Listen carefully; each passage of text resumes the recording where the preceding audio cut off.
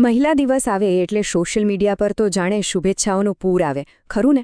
આપણે મોટાભાગની પોસ્ટ્સને બસ લાઇક કરીને સ્ક્રોલ કરીને આગળ વધી જઈએ છીએ. પણ ક્યારેક કોઈક શુભેચ્છા એવી હોય છે જે આપણને સહેજ અટકાવી દે છે, આપણને વિચારવા પર મજબૂર કરી દે છે. આજે આપણે બસ એવી જ એક પોસ્ટની વાત કરવાના છીએ, જે ખાલી એક શુભેચ્છા નથી, પણ એનાથી ઘણું વધારે કહી જાય છે.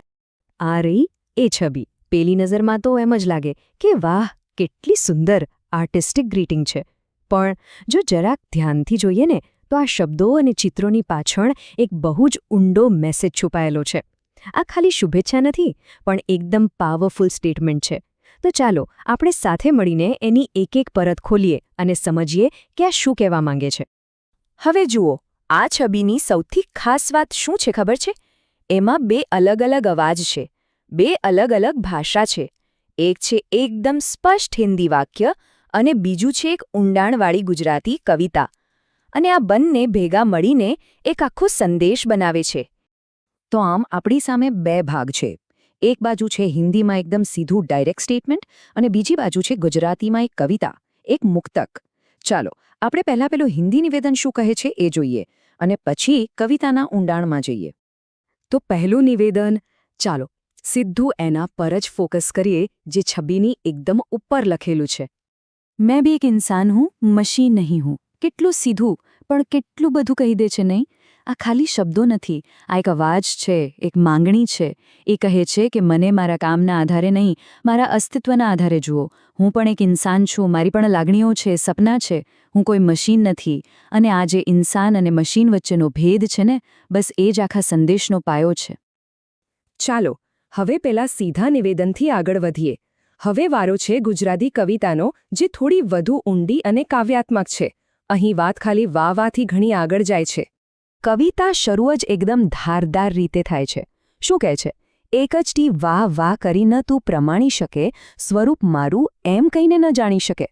મતલબ કે ખાલી ઉપરથી વાહ વાહ કરવાથી કંઈ નહીં થાય.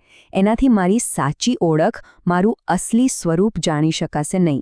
એને સમજવા માટે ખાલી વખાણથી આગળ વધીને અંદર ઊંડા ઉતરવું પડશે. અને પછી આવે છે આ કવિતાનો સૌથી દમદાર હિસ્સો.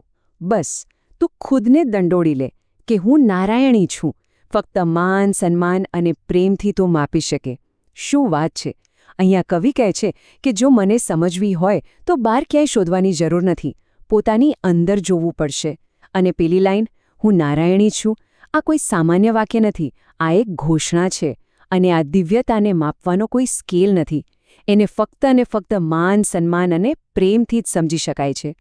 તો આ જે શબ્દ છે નારાયણી, ચાલો એને જરા વધુ નજીકથી સમજીએ, કારણ કે આખી કવિતાનો સાર એમાં જ છુપાયેલો છે. તો આ નારાયણીનો અર્થ શું થાય?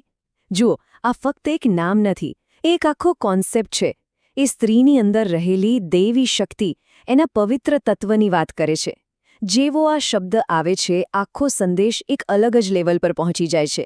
હવે આ વાત ખાલી માન સન્માન માંગવાની નથી રહી, પણ પોતાના અંદરના દિવ્ય સ્વરૂપને જાહેર કરવાની છે. એનો અર્થ એ થયો કે સન્માન કોઈની ભેટ નથી, એ તો અંદર રહેલા દૈવી અંશનો સહજ સ્વીકાર છે. તો હવે આપણે આ બંને બાબતોને જોડીએ, પેલું હિન્દી સ્ટેટમેન્ટ અને આ ગુજરાતી કવિતા. આ બધું મળીને શું કહે છે? તો આખી વાતનો સાર શું નીકળે છે? કદાચ આ છબી આપણને સાચી રીતે કોઈની કદર કરવાનો એક રસ્તો બતાવી રહી છે. 4 સિમ્પલ સ્ટેપ્સમાં. પહેલું, કોઈને મશીન તરીકે નહીં, પણ એક માણસ તરીકે જુઓ. બીજું, ખાલી ખોટા વખાણ કરવાને બદલે સાચી રીતે સમજવાનો પ્રયત્ન કરો. ત્રીજું, એની અંદર રહેલી જે દિવ્યતા છે એને ઓળખો. અને ચોથું અને સૌથી અગત્યનું, આ ઓળખને માન, સન્માન અને પ્રેમથી વ્યક્ત કરો. બસ આ જ તો છે સાચી કદર. આપણે આગળ વધીએ એ પહેલાં આટલી સુંદર અને શક્તિશાળી રચના જેમણે લખી છે એમને યાદ કરવા પણ એટલા જ જરૂરી છે.